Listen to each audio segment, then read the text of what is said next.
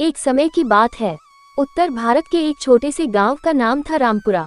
ये गांव हरे भरे खेतों, मिट्टी की कच्ची गलियों और मेहनती किसानों के लिए मशहूर था। गांव के लोग मिलजुल कर रहते थे, लेकिन एक अजीब सी बात इस गांव में देखने को मिलती थी। यहाँ 2 सरपंच थे। दरअसल कुछ साल पहले चुनाव के समय मतगणना में गड़बड़ी हो गई थी। आधे लोगों ने रघुनाथ को विजेता मान लिया और आधे ने वीरेंद्र को। पंचायत चुनाव आयोग की लापरवाही से मामला अदालत तक पहुंच गया और फैसला आने तक दोनों को ही सरपंच का दर्जा दे दिया गया। यही से कहानी की शुरुआत होती है।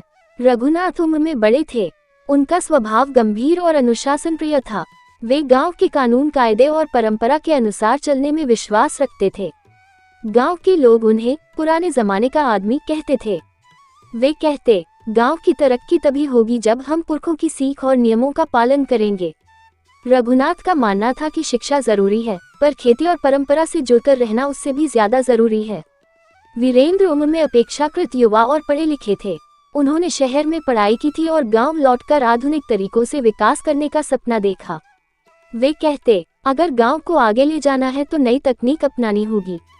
सिर्फ हल बैल से खेती करने से गुजारा नहीं चलेगा। वीरेंद्र मोबाइल, इंटरनेट और नई योजनाओं की जानकारी लाकर गांव वालों को समझाने लगे। उनकी सोच थी कि शिक्षा, स्वच्छता और डिजिटल सुविधा ही असली तरक्की है।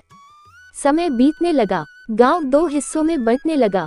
कुछ लोग रघुनाथ की तरफ थे, जो परंपरा और पुराने तौर तरीकों पर भरोसा करते थे। बाकी लोग वीरेंद्र के साथ हो गए, जो बदलाव और आधुनिकता के हिमायती थे। यहाँ तक कि त्योहार, शादी ब्याह और पंचायत की बैठकों में भी मतभेद साफ झलकने लगे। एक छोटी सी गलती पर दोनों सरपंचों में तकरार हो जाती। एक बार गांव में पानी की किल्लत हो गई। तालाब सूख गए और कुएं का पानी कम हो गया। वीरेंद्र ने सुझाव दिया, हमें सरकारी योजना से ट्यूबवेल और पानी की टंकी बनवानी चाहिए। इससे सबको फायदा होगा। रघुनाथ बोले, ट्यूबवेल से जमीन का पानी और घटेगा।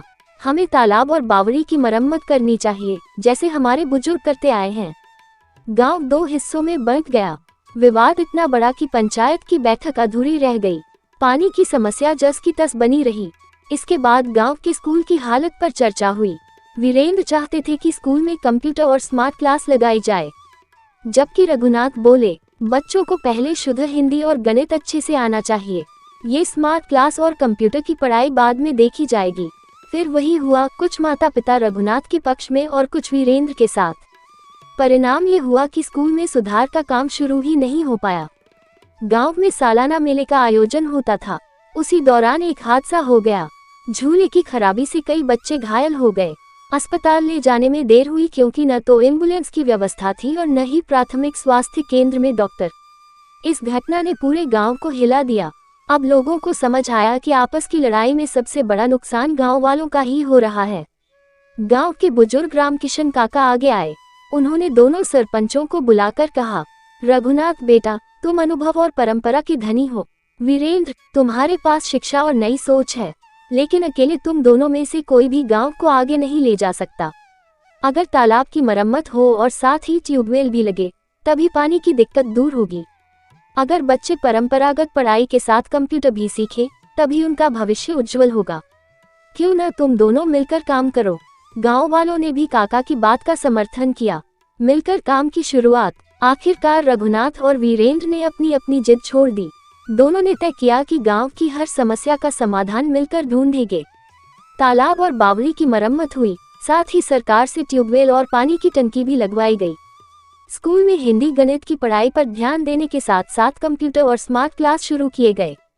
स्वास्थ्य केंद्र में एम्बुलेंस और डॉक्टर की सुविधा लाई गई।